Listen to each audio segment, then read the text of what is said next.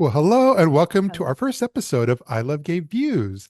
And I Love Gay Views is going to be a little different than what we've done before. And we're going to talk more about LGBTQ media, marketing, advertising topics, but much more from a discussion point of view and really kind of trying to jump in on some of the topics that are more relevant in 2026. And who better to start that with than Dana Piccoli? How are you, Dana? I'm good. How are you? Fantastic.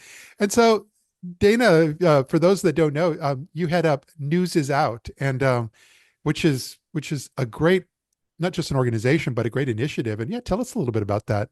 Yes, News is Out is a pioneering queer media collaborative. We have seven of the leading LGBT media outlets in the country, all around the country, and six incredible affiliate publishers are also a part of News is Out. So, yeah, we've been working together for 4 years now, Wow. and have really been doing some cool things. We will probably talk a little bit about this, the media mapping project that we released last year and the accompanying podcast to go along with it, Yep. and really trying to create a more sustainable future for all queer media and to get the gospel of queer media out into the world, saying, we are providing a really important service to our community. We are trusted. We are information hubs. We're community hubs. Yeah. So I'm glad to be able to talk about that with you.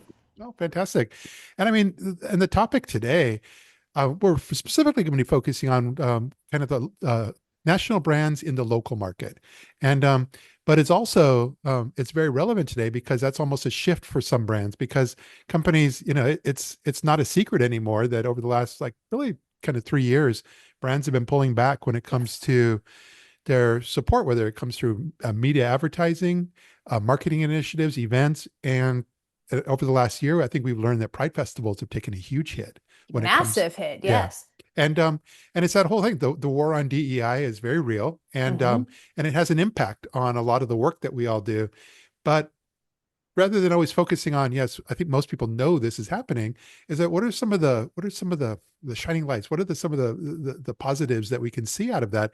And there are quite a few. And but one of them is that some companies are really trying to in some ways stay under the radar and maybe not like focus as much on a big national campaign, but instead kind of do things more on the local level. And it's a bit of a shift for some. And that's kind of what we're here to talk about here today.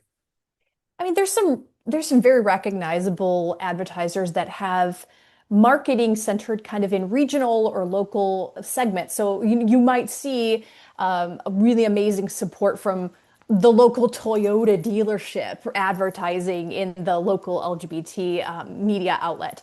Yeah. But we definitely we are seeing much less of that on a national level. And News is Out itself is a national hub, Mhm. but we work with all these amazing local media organizations. But yes, local advertising has always been the backbone of queer media, and it's great to see familiar brands with Mhm. these local touches. So I think that's why like places like Subaru and Toyota, or like Planned Parenthood might do a regional campaign or a local campaign with their LGBT media outlet.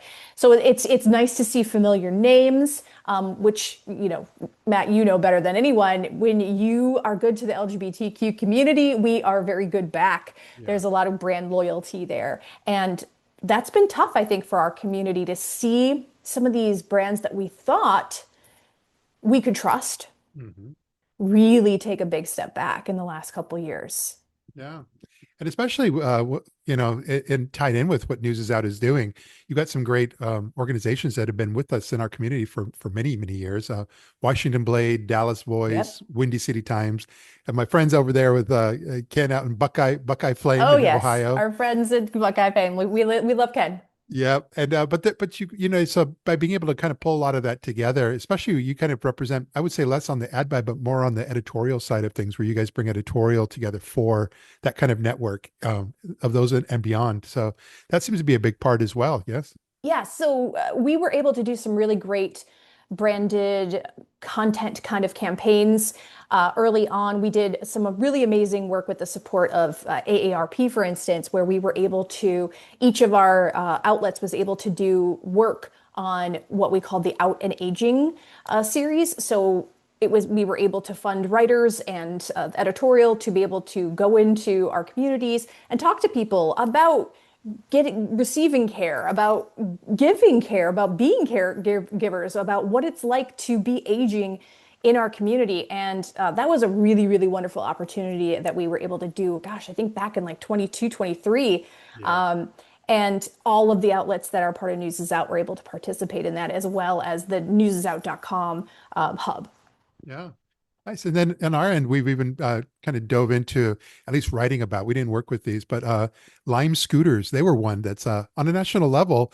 They ended up creating kind of a local campaign where they actually wrapped their scooters in rainbow colors, which was one part. But they actually also partnered, and so they became partners with local pride festivals, and that was their way of kind of putting some money and support back into our community. Yeah, I'm glad to see that because Yeah. local, especially the mid-size and smaller, have really suffered this year. I did an article. I spoke to folks all the way in Alaska about the Yeah. pride that had to be canceled because there's no money anymore. And in also there was a lack of community support in some of these places, like a lack of volunteership. So I'm glad to see that sort of local support from a company like Lime. Yeah. I've ridden a Lime scooter a few times in my life. I'm afraid to get on. You just gotta be cautious. Gotta be I cautious, know, but I yeah. know. Cautious and brave. Yes. But the other one that we that's taken a lot of notice lately this year was Levi's too. And so I Levi's, love the Levi's campaign. yeah, it's called Together We Ride. But they Mhm. did something very unique because they teamed up and they designed a line around queer biker culture, which I don't even think most folks even knew that existed, but it very much does. But it goes back into our history too, where Dykes on Bikes have been leading the San Francisco Pride Mhm. for many, many years, and so they were able to actually team up with the GLBT Historical Society in San Francisco to kind of make that happen. And their outreach from all that was $100,000 donation to Outright International. So, it was nice to see they're different. They're not specifically media buys, so to speak, but they really are support in our community. I know you talk a lot about pink washing or rainbow washing, Yeah. and I love that Levi's did the opposite of that with that campaign. I was really impressed. They did their research. They really reached into the community. They reached into our history. It felt really thoughtful and authentic. And when I saw it, I did a piece on it immediately because I was like, now this is what I'm talking about. When you have so many places that are stepping back either loudly or very quietly, Yep. it was really great to see Levi's take a big step in that direction. Although I will say, I've always found them to be good corporate allies. And this was my favorite step Yeah. of theirs. I enjoyed that as well. But yeah, just tell us, kind of as we wrap up here too, it's just with News is Out, you also have the mapping project that was a big part of a big thing for this year. Tell us a little bit about that. Yes, that was the brainchild of Tracy Baim, Okay. co-founder of Windy City Times, Yeah. and we teamed up with the Craig Newmark School of Journalism over at CUNY, and we did a big year-long research project into identifying and uplifting queer media across the country. So there is a map that you can access if you go to newsisout.com and just look on the media mapping project. You can get right there. Yeah. And we talk to folks from all over the country, and you can find your local media outlets. You can find where there are no media outlets. There are 18 states right now with no LGBT media whatsoever. That was a big takeaway from this mapping project as well. So, in addition to the report, we were able to do a limited series podcast called The Map of Us, Yeah. where each of the members of News is Out went out and did interviews. Some of them interviewed each other, some of them interviewed people in the community, and really took that report and made it accessible to Yeah. our greater community in a way that maybe like just your standard report wouldn't resonate. But we've had over, I think at this point, 10,000 listens to a very niche podcast on a very niche topic. So I'm really thrilled with that. So if you get a chance and you're interested in learning more about the queer media landscape, please check it out. We tackle 7 big topics that we pulled from the Media Mapping Project. It's fantastic. And we're going to make sure when we post this that I'll have links to News is Out Okay. and all of your social media as well.